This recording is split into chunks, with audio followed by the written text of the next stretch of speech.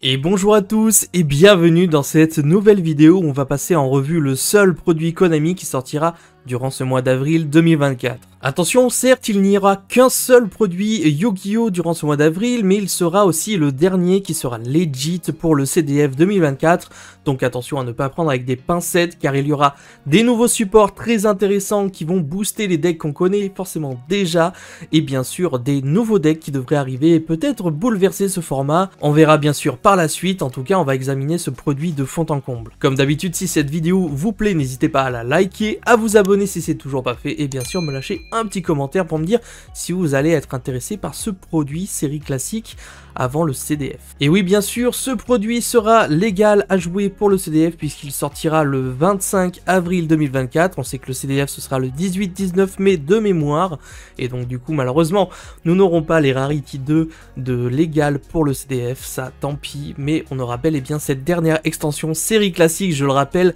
des displays de 24 boosters, 9 cartes par booster avec à chaque fois une foil dans ces boosters, une super ou plus, vous l'aurez compris, et on est sur une série classique. Qui dit série classique dit prix à 84,90 € en précommande chez mon partenaire Parkage, 89,90 € le jour J. Comme d'habitude, vous avez les liens de la boutique et les codes promo partenaires affiliés à cette boutique. Parmi ce contenu, eh bien, on ne déroge pas à la règle, c'est une série classique qui va comporter 100 nouvelles cartes, avec beaucoup de supports dont on va parler tout à l'heure, mais surtout 100 cartes dit 10 nouvelles secret rares, 14 ultra rares, 26 super rares et enfin 50 cartes disponibles en commune, avec de mémoire une vingtaine de cartes qui seront disponibles en secret carte de siècle, une de mes raretés préférées. Du coup, nous sommes sur les premiers spoilers de l'héritage de la destruction. Ici, on a le visuel tout simplement du booster qui est assez incroyable. Au niveau de la collection, on aura un nouveau magicien des liens de l'unité. C'est ce qui sort à chaque fois en secret carte de siècle, uniquement disponible en cette rareté, et qu'ils ont à chaque fois un petit design différent pour en faire une sorte de puzzle, une sorte de petite collection.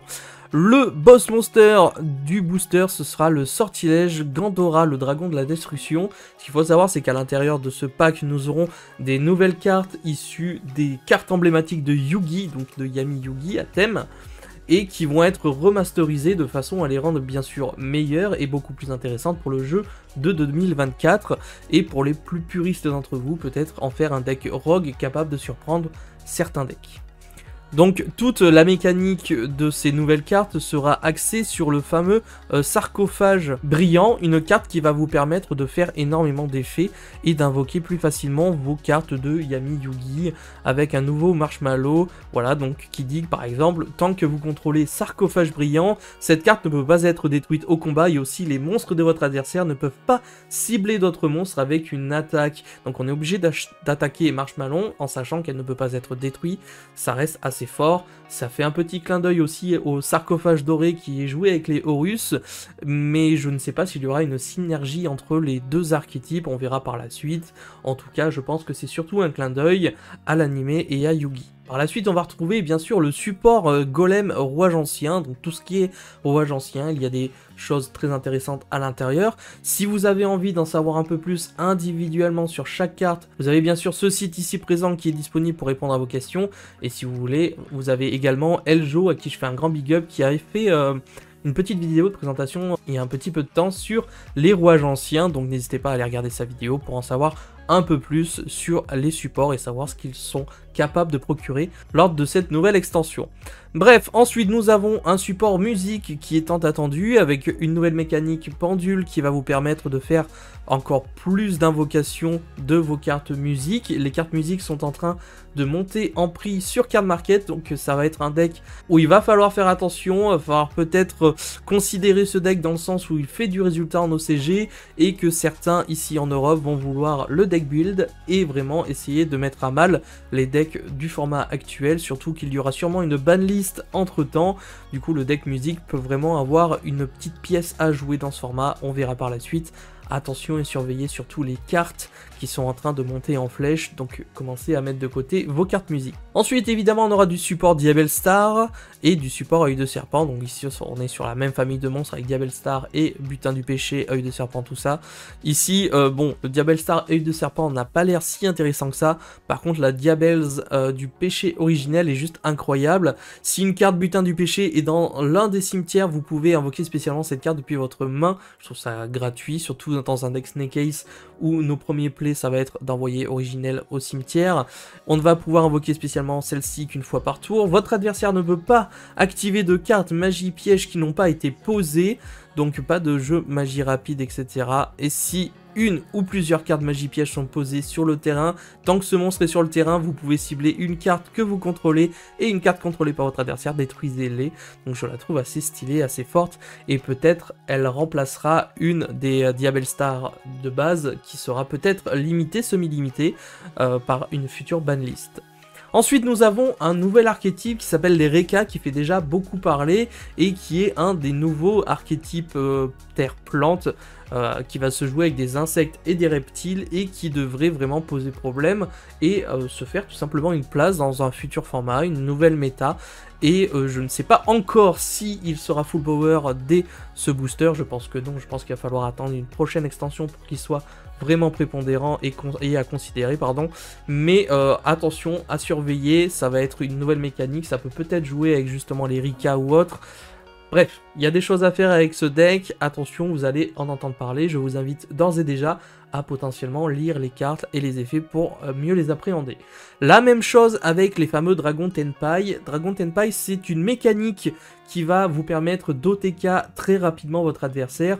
Ils ont tous une spécificité, c'est-à-dire qu'ils vont pouvoir battle, et en battle phase, en effet rapide, on va pouvoir immédiatement, à la résolution de leur effet, invoquer par synchronisation un monstre, qui lui aussi va pouvoir passer en battle, et le but de ce deck, c'est tout simplement de faire en sorte que pendant la battle, il puisse attaquer. S'il peut attaquer, derrière, il peut faire ses synchros et vous infliger énormément de points de vie, ce qui à coup sûr va vous assurer justement une défaite cuisante. D'autant plus que cet archétype sera à considérer, ce sera un deck OTK qui sera sûrement présent au CDF, donc il va falloir vraiment appréhender ces dragons. Dragons justement, donc on sait très bien que la communauté, surtout française, adore les dragons, il y a une énorme hype autour des Tenpai, donc énormément de personnes vont jouer le deck juste des fois parce que les designs sont beaux, parce que c'est un archétype dragon et qu'il est capable tout simplement de faire d'énormes OTK, donc il va falloir faire attention à cet archétype. Du Centurion qui devrait également accélérer les mécaniques du deck Centurion justement et permettre à ses synchros d'être encore plus protégés et pouvoir développer des mécaniques plus intéressantes. J'espère qu'une banlist va tomber et par contre bannir justement le Calamity qui est à mon sens une sorte de Puppet Lock et qui ne devrait pas exister dans le format à l'image de Puppet. Ceci rendrait le deck Centurion beaucoup plus intéressant, fair play et pousserait aussi les joueurs à diversifier un petit peu leur mécanique. Du coup, on a du Valmonica, on a du Seigneur Lumière que j'attends impatiemment. Encore une fois, si vous souhaitez en savoir un peu plus individuellement sur les cartes et ce qu'elles font, j'ai sorti une vidéo sur les Seigneurs Lumière où vous pouvez d'ores et déjà cliquer sur le petit i et vous rendre sur les Seigneurs Lumière, les supports qui seront présents dans cette extension l'héritage de la destruction, car on sait que c'est un archétype très nostalgique et que beaucoup d'entre nous vont vouloir essayer ce petit deck, même si je ne suis pas spécialement sûr qu'il aura une place dans les tier list méta, donc ça va être un peu plus compliqué, ou alors ce sera des vrais decks kebab, bref, on verra. Seigneur des crânes serviteur, donc ça c'est aussi une carte très intéressante pour les puristes. Et ensuite on a une nouvelle ribambelle de cartes illusions, alors pas tous, on sait que les illusions se basent sur des illustrations d'anciennes cartes, de façon remasterisée et avec un effet intéressant en vue de la carte, de ce qu'elle était et de l'histoire qu'elle a apporté à Yu-Gi-Oh! Donc je trouve ça très intéressant, avec la spécificité que les illusions, la plupart, enfin quasiment tous je crois d'ailleurs, ne peuvent pas être détruits au combat avec l'autre monstre, donc ça c'est quelque chose d'assez cool. Ici on a le Golgoal, par contre ici on a le dragon de Kaiba qui est justement un dragon et qui n'est pas un illusion. La serre de Chirulan qui sera également un illusion, Apprenti du cauchemar qui sera selon moi la carte la plus craquée des illusions sorties à ce jour. La carte elle est ténèbres illusion niveau 6 et elle dit à elle seule, vous pouvez invoquer spécialement cette carte depuis votre main en défaussant une carte. Oui, on défausse une carte donc ça peut proc des effets. On ne peut invoquer que l'apprenti cauchemar qu'une fois par tour de cette façon. Ensuite, si cette carte est invoquée normalement ou spécialement, vous pouvez ajouter un monstre illusion. Celle-ci est exclue depuis votre deck à votre main, donc ensuite elle tuto. Et si cette carte combat un monstre, aucun de ces deux monstres peut être détruit par ce combat. Elle me fait énormément penser à la Diabell Star. En soi, on dirait une petite Diabell Star, mais pour les illusions. Donc attention parce que elle peut littéralement passer dans beaucoup de decks, notamment une version branded avec les illusions, les chimères et tout ça qui pourraient revenir. Ensuite, on a un petit peu de dino, de machin, on a des faits circulaires, ok. Mais surtout, on a la nouvelle rituel Saphira Divinité Dragon de la Sans-Voix. Les Sans-Voix qui vont prendre une toute autre mécanique de jeu grâce à ces supports. Vous verrez par la suite qu'on aura une carte magie qui va nous permettre de recycler des cartes, ça va être très intéressant. La Saphira, elle, je ne sais pas encore si elle va être jouée. En tout cas, elle n'est pas nommée sur les cartes de la Sans-Voix, c'est l'autre Saphira qui sera nommée. Celle-ci a dit qu'on peut invoquer rituellement cette carte avec bénédiction de la Sans-Voix, donc ça c'est intéressant. Si cette carte est invoquée rituellement et que vous avez l'eau prière de la Sans-Voix sur votre terrain ou dans votre cimetière, on va pouvoir piocher 2 cartes et en défausser une. Ça reste extrêmement fort également, surtout pour se refaire une belle main. Lorsqu'une attaque impliquant votre monstre rituel, lumière, dragon ou guerrier est déclarée, vous pouvez défausser une carte au hasard depuis la main de votre adversaire. Encore une fois, ça c'est très fort comme effet. Dès qu'on touche à la main de l'adversaire, ça peut être prépondérant. Durant la end phase de votre adversaire, vous pouvez ajouter un monstre lumière depuis votre cimetière à votre main. Encore une fois, je ne sais pas si elle sera spécialement jouée puisque je crois qu'elle n'est pas tutorisable par les cartes sans voix parce que c'est pas spécialement elle qui est nommée sur la plupart des cartes sans voix, même si ça reste de mémoire un dragon lumière, donc certains peuvent les tutos à voir. Bref, ça reste une sans voix également. Il y a pas mal de choses à faire avec cette petite carte. Vous l'aurez compris que la Saphira Divinité Dragon de la sans voix est bien meilleure que la première Saphira. Donc attention à cette petite carte qui devrait pouvoir toucher les tables au CDF également. Ensuite, nous avons le panel des cartes fusion musique où là aussi je vous laisserai bien sûr lire les effets et voir si le support peut vous intéresser. On a du Memento Tlen encore une fois, le dragon de l'illumination pour les seigneurs lumière. On aura bien sûr les synchros pour les Tenpai qui sera très intéressant. Si ça vous intéresse également, je vais peut-être faire une petite vidéo sur les Tenpai pour voir un petit peu plus précisément ce qu'ils font et à quoi s'attendre lorsqu'ils vont sortir. Ensuite, on a de la fierté d'or, du centurion Axila. La Minerva, l'Athéna Seigneur Lumière qui sera d'ailleurs à l'effigie de notre fameux Playmate national. Donc elle sera à gagner, je trouve le Playmate très beau. Donc n'hésitez pas, participez au CDF si vous avez l'occasion bien sûr, car elle sera disponible je pense en top 64 avec les sleeves etc. Ensuite on a du Gobelin Motard, je vais passer un peu plus vite. Petit capricieux, ok, on a du Reka en lien etc. On a pas mal de choses, on a le fameux sarcophage brillant qui sera d'ailleurs toute la mécanique du coup comme vous l'avez compris du nouvel archétype de Yugi entre parenthèses, des cartes un petit peu boostées, lien d'amitié avec justement le sarcophage brillant, les spadassins silencieux qui d'ailleurs vont avoir des rééditions dans la Rarity numéro 2, encore du rouage ancien etc, du Reka, les magies très stylées pour Tenpai. Ensuite on va retrouver la fameuse bénédiction de la sans voix que je trouve très intéressante, une carte magie continue qui sera plaçable par l'eau de la sans voix. Vous pouvez cibler une carte sans voix, bénédiction de la sans voix exclue, attention, dans votre cimetière ou bannissement, ajoutez-la à votre main. Donc cette fameuse carte qui permet de recycler enfin les cartes bannies de la sans voix. Si un ou plusieurs monstres non rituels sont invoqués normalement spécialement face recto, vous pouvez invoquer rituellement un monstre rituel lumière guerrier dragon depuis votre main en sacrifiant des monstres depuis votre main et ou terrain dont la somme des niveaux est égale ou supérieure au niveau du monstre rituel. Et si vous le faites, il ne peut pas être détruit au combat. Ça reste très fort quand on sait qu'on peut placer également la barrière de la sans-voix qui empêche notre adversaire de cibler nos monstres avec des effets de cartes. En plus là, il ne sera pas destructible au combat, donc ça peut faire une énorme protection. Vous l'aurez compris, encore une bonne carte pour les sans-voix. Ensuite, on aura du Memento Tlen, encore du Centurion, du Valmonica.